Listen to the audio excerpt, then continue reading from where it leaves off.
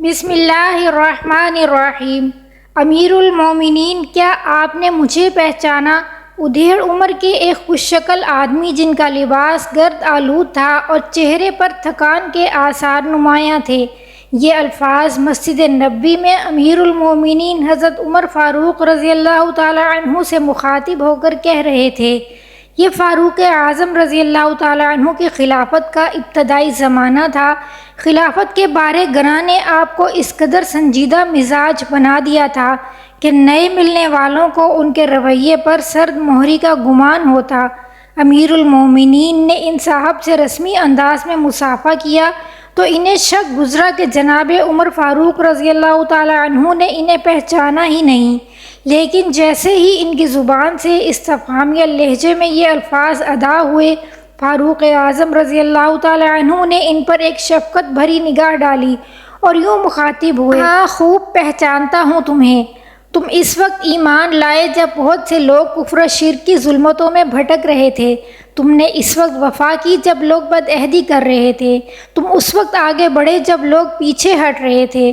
سب سے پہلا صدقہ جس نے رسول اللہ صلی اللہ علیہ وسلم اور آپ کے اصحاب کو خوش کیا تمہارے ہی قبیلہ طے کا تھا۔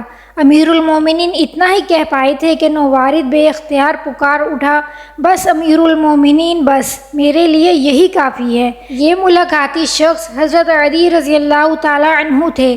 حضرت علی اس نامور باپ کے فرزند تھے جس کی سخاوت، شجاعت، مروت اور مہمان نوازی ظہور اسلام سے کچھ عرصہ قبل ساری دنیا عرب میں مشہور تھی۔ ہماری مراد حاتم طائی سے ہے۔ حضرت علی رضی اللہ تعالی عنہ کا قبیلہ طے جو مدتوں سے یمن میں آباد تھا، وہاں کے سرکردہ قبیلوں میں شمار ہوتا تھا۔ اس قبیلے نے ایک عرصہ سے دین عیسوی قبول کر رکھا تھا اور حاتم طائی اس قبیلہ کا سردار تھا۔ رسول اکرم صلی اللہ علیہ وسلم کی بعثت سے چند سال قبل جب حاتم طائی نے وفات پائی تو دستور کے مطابق حضرت علی کو قبیلہ طے کا سردار بنا دیا گیا اور ظہور اسلام کے وقت وہی بنو طے کے سردار تھے۔ جب اسلام کی فتوحات کا سیلاب عرب میں ہر طرف پھیلنے لگا تو علی نے اس موقع پر اسلام کی روشنی سے سرفراز ہونے کی بجائے جو طریقہ کار اختیار کیا اس کو بعد میں ان الفاظ میں خود بیان کیا۔ حضرت علی رضی اللہ تعالیٰ عنہ فرماتے ہیں کہ رسول اللہ صلی اللہ علیہ وسلم کی ہجرت مدینہ کے بعد لوگ جھوک در جھوک دائرہ اسلام میں داخل ہونے لگے، مگر مجھے اپنے دین کی صداقت کا پورا یقین تھا۔ اس زمانے میں ایک دن کسی شخص نے مدینہ سے آ کر مجھے بتایا کہ محمد صلی اللہ علیہ وسلم نے میرے بارے میں یہ پیشن گوئی کی ہے کہ کسی دن سردار علی کا ہاتھ میرے ہاتھ میں ہوگا۔ میں یہ سن کر خوف زدہ ہو گیا اور ایک غلام کو حکم دیا کہ وہ ہر وقت سامان سفر تیار رکھے اور جو ہی اسلامی لشکر کی آمد کی خبر سنے مجھے اطلاع دے۔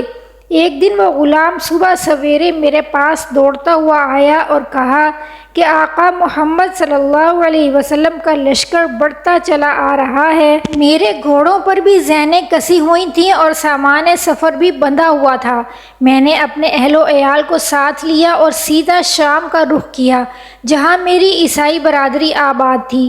وہاں ایک بستی میں رہائش پذیر ہو گیا۔ گھر سے روانہ ہوتے وقت جو بھگدڑ مچی اس میں میری بہن مجھ سے بچھڑ گئی، اسلامی لشکر کے ہاتھ اسیر ہو گئی۔ یہ واقعہ 9 ہجری میں پیش آیا جب رسول اکرم صلی اللہ علیہ وسلم نے 50 مجاہدین کا ایک دستہ حضرت علی رضی اللہ تعالی عنہ کی قیادت میں بنو طے کی طرف بھیجا۔ رئیس قبیلہ عدی فرار ہو چکے تھے۔ دوسرے اہل قبیلہ نے معمولی مزاحمت کے بعد ہتھیار ڈال دیے۔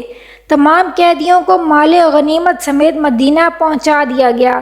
مدینہ منورہ میں جب بنو طے کے اسیروں کو رسول اکرم صلی اللہ علیہ وسلم کی خدمت میں پیش کیا گیا تو صفانہ بنت حاتم نے آگے بڑھ کر عرض کیا، اے صاحب قریش، مجھ بے کس پر رحم کیجیے۔ باپ کا سایہ میرے سر سے اٹھ چکا اور بھائی مجھے بے یار و مددگار چھوڑ کر بھاگ گیا ہے۔ میرے والد سردار قبیلہ تھے، بھوکوں کو کھانا کھلاتے تھے، یتیموں کی سرپرستی کرتے تھے۔ میں اس حاتم طائی کی بیٹی ہوں جس کے در سے کبھی کوئی سائل خالی ہاتھ نہیں لوٹتا تھا۔ اگر حضور مناسب سمجھیں تو مجھے آزاد فرما دیں۔ حضور صلی اللہ علیہ وسلم نے صفانہ بنت حاتم کی باتیں سن کر ارشاد فرمایا، اے خاتون، جو صفات تو نے اپنے والد کی بیان کی ہیں یہ تو مسلمانوں سے مخصوص ہیں۔ اگر تیرے والد زندہ ہوتے تو ہم ان سے اچھا سلوک کرتے۔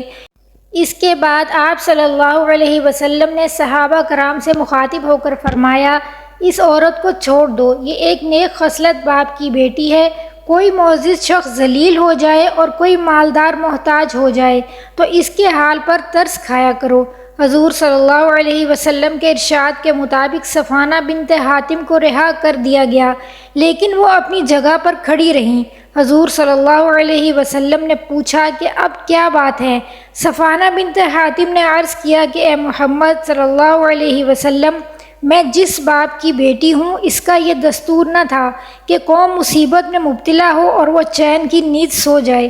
جہاں آپ نے مجھ پر عنایت فرمائی ہے وہاں میرے ساتھیوں پر بھی رحم فرمائیے، اللہ آپ کو جزا دے گا۔ حضور نبی رحمت صلی اللہ علیہ وسلم نے صفانہ بنت حاتم کی التجا سے متاثر ہو کر سارے اسیران طے کو رہا کر دیا۔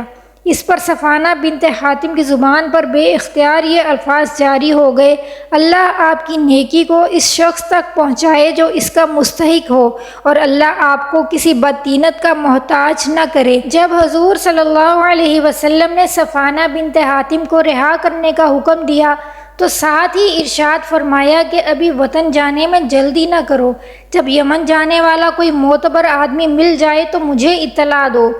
اس کے بعد یمن کے ایک قبیلے کا وفد مدینے آیا تو صفانہ بنت حاتم نے حضور صلی اللہ علیہ وسلم سے درخواست کی کہ اس وفد کی واپسی کے وقت مجھے اس کے ہمراہ بھیج دیا جائے۔ چنانچہ حضور صلی اللہ علیہ وسلم نے صفانہ بنت حاتم کے مرتبے کے مطابق سواری، لباس اور زاد راہ کا انتظام کر کے صفانہ بنت حاتم کو واپس بھجوا دیا۔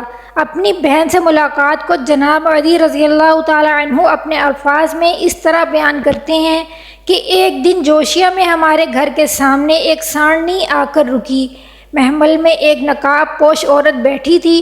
مجھے شک گزرا کہ میری بہن ہے، لیکن پھر خیال آیا کہ اسے تو مسلمان اسیر کر کے لے گئے ہیں، وہ ایسے کرو فر اور شان و شوکت سے کیسے آ سکتی ہے؟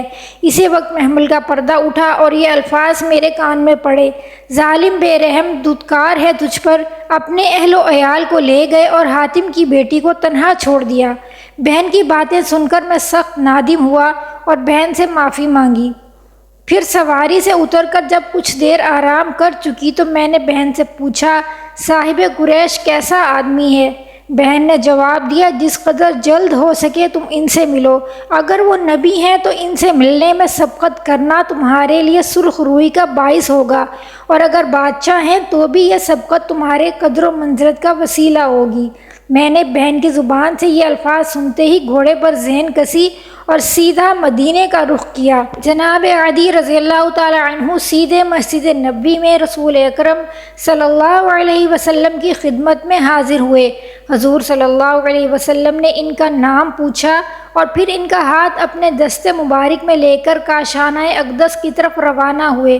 راستے میں ایک بوڑھی عورت اور پھر ایک نوعمر لڑکے نے حضور صلی اللہ علیہ وسلم کو روک لیا اور دیر تک آپ سے باتیں کرتے رہے۔ جب انہوں نے از خود گفتگو ختم کی تو حضور صلی اللہ علیہ وسلم آگے روانہ ہوئے۔ حضرت علی یہ واقعہ دیکھ کر دل میں خیال کیا کہ یہ طرز عمل کسی دنیاوی بادشاہ کا ہرگز نہیں ہو سکتا۔ گھر پہنچ کر حضور صلی اللہ علیہ وسلم نے حضرت علی کو چمڑے کے گدے پر بٹھایا اور خود زمین پر بیٹھ گئے، کیونکہ گھر میں اس کے علاوہ کوئی بھی اور چیز نہ تھی۔ حضور صلی اللہ علیہ وسلم کا اخلاق کریمانہ دیکھ کر حضرت علی کو پختہ یقین ہو گیا کہ یہ دنیاوی بادشاہ نہیں ہے۔ اب حضرت علی اور نبی کریم صلی اللہ علیہ وسلم کے درمیان جو گفتگو ہوئی اسے بعد میں علی نے اس طرح سے بیان کیا کہ پھر آپ صلی اللہ علیہ وسلم میری طرف متوجہ ہوئے اور فرمایا، کیا تم نصرانیت اور لادینیت کے مابین متذبذب تو نہیں؟ میں نے عرض کی کہ بالکل، آپ کا ارشاد درست ہے۔ پھر آپ صلی اللہ علیہ وسلم نے فرمایا، کیا تم اپنی قوم کے مال و دولت میں سے چوتھائی حصہ نہیں لیتے جو کہ خود تیرے دین کی روشنی میں تیرے لیے حلال نہیں ہے؟ میں نے کہا بالکل، آپ صلی اللہ علیہ وسلم نے درست فرمایا، اور مجھے اس بات کا یقین ہو گیا کہ حضور صلی اللہ علیہ وسلم اللہ تعالیٰ کے سچے رسول ہیں۔ پھر آپ صلی اللہ علیہ وسلم مجھ سے مخاطب ہوئے اور ارشاد فرمایا، عدی، شاید تجھے دین اسلام قبول کرنے سے مسلمانوں کی موجودہ حالت زار اور مفلسی روک رہی ہو۔ اللہ کی قسم، ان قریب ایک دن ایسا آئے گا کہ مسلمانوں میں مال اتنا وافر ہو جائے گا کہ کوئی شخص تمہیں صدقہ قبول کرنے والا نہیں ملے گا۔ اے عدی، شاید تجھے اس دین کو قبول کرنے سے مسلمانوں کی قلت اور دشمنوں کی کثرت کا احساس روک رہا ہو۔ اللہ کی قسم، تم ان قریب دیکھو گے کہ خطہ عرب میں اسلامی پرچم لہرائے گا اور ہر سو امن کا ایسا ماحول ہوگا کہ ایک عورت تنہا اپنی سواری پر قادسیہ سے روانہ ہوگی اور بے خطر سفر کرتی ہوئی مدینہ منورہ پہنچے گی۔ دوران سفر اللہ تعالیٰ کے سوا اس کے دل میں کسی کا ڈر نہ ہوگا۔ اے عدی، شاید تجھے اس دین کو قبول کرنے سے یہ احساس روک رہا ہو کہ آج حکومت و سلطنت غیر مسلموں کے قبضے میں ہے۔ اللہ کی قسم، تم ان قریب یہ خبر سنو گے کہ سرزمین بابل کے سفید محلات کو مسلمانوں نے فتح کر لیا ہے اور کسریٰ بن ہرمز کے خزانوں کو اپنے قبضے میں لے لیا ہے۔ جناب عدی رضی اللہ تعالیٰ عنہ فرماتے ہیں کہ یہ باتیں سن کر میں بہت زیادہ متاثر ہوا اور دائرہ اسلام میں داخل ہو گیا۔ حضرت عدی رضی اللہ تعالیٰ عنہ نے طویل عمر پائی۔ آپ فرمایا کرتے تھے کہ 2 نشانیاں پوری ہو چکی۔ میں نے اپنی آنکھوں سے دیکھا کہ ایک عورت تنہا اپنی سواری پر قادسیہ سے چلی اور بلا خوف و خطر سفر کرتی ہوئی مدینہ منورہ تک پہنچ گئی، اور میں اس لشکر میں بذات خود موجود تھا جس نے کسریٰ کے خزانوں کو اپنے قبضے میں لے لیا، اور میں حلفیہ طور پر کہتا ہوں کہ تیسری نشانی بھی یقیناً پوری ہو کر رہے گی۔ اللہ تبارک و تعالیٰ نے اپنے پیارے نبی صلی اللہ علیہ وسلم کی بات کو سچ کر دکھایا۔ تیسری نشانی حضرت عمر بن عبدالعزیز رضی اللہ تعالیٰ عنہ کے دور خلافت میں پوری ہوئی۔ مسلمانوں کے پاس مال و دولت کی اس قدر فراوانی ہو گئی تھی کہ زکوٰۃ لینے والا کوئی محتاج و مفلس نہیں ملتا تھا۔ بلا شبہ رسول اقدس صلی اللہ علیہ وسلم نے سچ فرمایا، اور حضرت عدی بن حاتم رضی اللہ تعالیٰ عنہ کی قسم بھی پوری ہو گئی۔ اللہ تعالی ہم سب کو صراط مستقیم پر چلنے کی توفیق عطا فرمائے۔ آمین ثم آمین یا رب العالمین۔